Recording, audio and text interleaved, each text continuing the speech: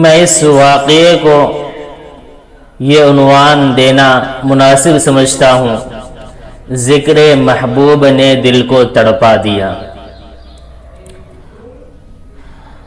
اصل میں یہ واقعہ جلیل القدر پیغمبر حضرت ابراہیم علیہ السلام کے بارے میں ہے۔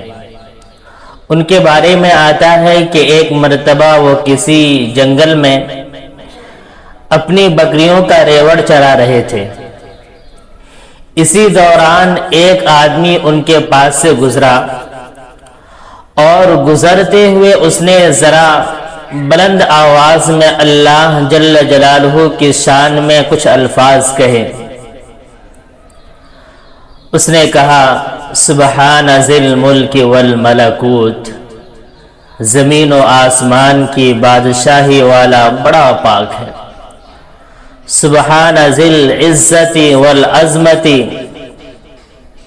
والہیبت والقدرت والکبریاء والجبروت، و عزت والا، و عظمت والا، و بزرگی والا، و قدرت والا، وہ بڑائی والا، وہ دبدبے والا بڑا پاک ہے۔ جب حضرت ابراہیم علیہ السلام نے اپنے محبوب کی شان میں، اپنے رب کی شان میں، اپنے خدا کی شان میں اتنے پیارے الفاظ سنے تو ان کا دل مچل اٹھا۔ ان کا جی چاہا کہ اتنے ہی پیارے انداز میں، پیارے الفاظ میں دوبارہ سنوں۔ اس لیے انہوں نے اس گزرنے والے آدمی سے کہا بھائی، جو الفاظ تم نے ابھی میرے رب کے شان میں کہے، میرے محبوب کی شان میں کہے، وہی الفاظ میں دوبارہ سننا چاہتا ہوں۔ اس آدمی نے کہا کوئی بات نہیں ہے، میں وہ الفاظ آپ کو دوبارہ سنا دوں گا، لیکن بدلے میں مجھے کیا ملے گا؟ حضرت ابراہیم علیہ السلام کا دل تو پہلے ہی مچل رہا تھا۔ ان کا دل بالکل بےتاب تھا کہ اپنے رب کی شان میں وہی الفاظ دوبارہ سنو۔ انہوں نے کہا یہ جو بکریاں دیکھ رہے ہو، بکریوں کا ریوڑ ہے، آدھا ریوڑ میں تجھے دے دوں گا اس کے بدلے میں۔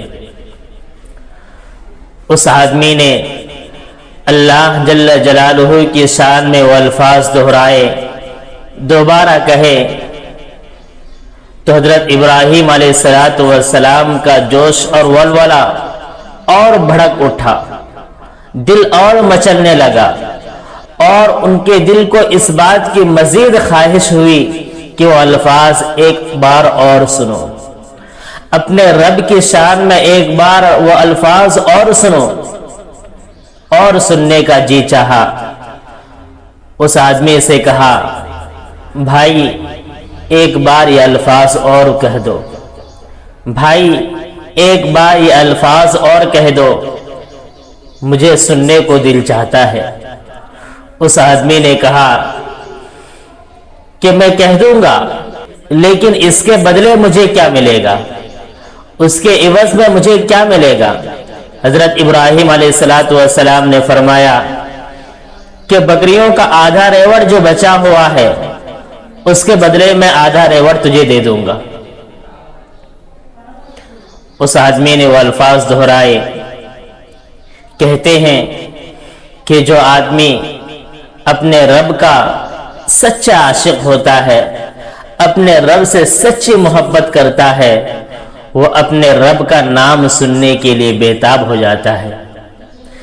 جب حضرت ابراہیم علیہ السلام نے یہ الفاظ پھر سنے تو ان کا شوق اور بڑھ گیا، ان کا جذبہ اور ولولہ اور بڑھ گیا، اور سننے کا جی چاہنے لگا۔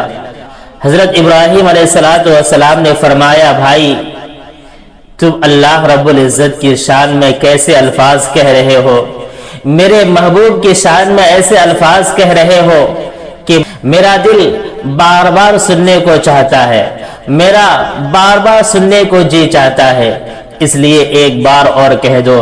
اس آدمی نے کہا کہ بھائی پہلے تم نے آدھا ریوڑ دیا، پھر پورا ریوڑ دے دیا، اب اس کے بدلے تم مجھے کیا دو گے؟ حضرت ابراہیم علیہ السلام نے فرمایا کہ بات تو صحیح ہے کہ دینے کے لیے میرے پاس کچھ نہیں بچا، لیکن یہ بکریاں چرانے کے لیے تمہیں چرواہا چاہیے، تم ایک بار اور کہہ دو، اس کے بدلے میں تمہاری بکریاں چرایا کروں گا۔ جب حضرت ابراہیم علیہ السلام نے یہ الفاظ کہے تو اس آدمی نے وہ الفاظ پھر دہرائے، اور دہرانے کے بعد اس آدمی نے کہا دیکھو نہ مجھے تمہاری بکریاں چاہیے اور نہ اس کے بدلے میں مجھے کوئی چرواہا چاہیے، میں تو اللہ رب العزت کی طرف سے بھیجا ہوا ایک فرشتہ ہوں۔ اللہ رب العزت نے مجھے بھیجا ہے، تمہارے حبیب نے مجھے بھیجا ہے کہ جاؤ میرے محبوب کے پاس جا کر کے میرا نام لو، دیکھو میرا محبوب میرے نام کا کیا دام لگاتا ہے۔ اسی لیے شاعر نے کہا ہے ایک دم بھی محبت چھپ نہ سکی جب تیرا کسی نے نام لیا، ایک دم بھی محبت چھپ نہ سکی جب تیرا کسی نے نام لیا، جان دی ہوئی اسی کی تھی، حق تو یہ ہے کہ حق ادا نہ ہوا۔ میرے بھائیوں، میرے بزرگوں، میرے عزیز نوجوانوں اور ہم عمر ساتھیوں، ایسا ہی عشق، ایسی ہی محبت کی آگ ہمیں اپنے دل کے اندر لگانی چاہیے۔ اللہ رب العزت سے ہمیں ایسے سچی محبت کرنی چاہیے کہ قرآن پڑھے تو پڑھتے چلے جائیں، نماز میں کھڑے ہوں تو بالکل اللہ رب العزت کی دھیان میں مست ہو کر نماز پڑھنے لگ جائیں، اللہ رب العزت کے نام کی تسبیح پڑھے تو بالکل مست ہو کر کے اللہ رب العزت کے نام کی تسبیح پڑھے۔ جب ایسے محبت ہمارے دل کے اندر پیدا ہو جائے گی، جب ایسی آگ ہمارے دل کے اندر جلنے لگے گی تو یقیناً ہماری دنیا بھی بن جائے گی اور آخرت بھی بن جائے گی۔ دعا ہے کہ اللہ تعالیٰ مجھے بھی اور آپ کو بھی ان باتوں پر عمل کی توفیق عطا فرمائے۔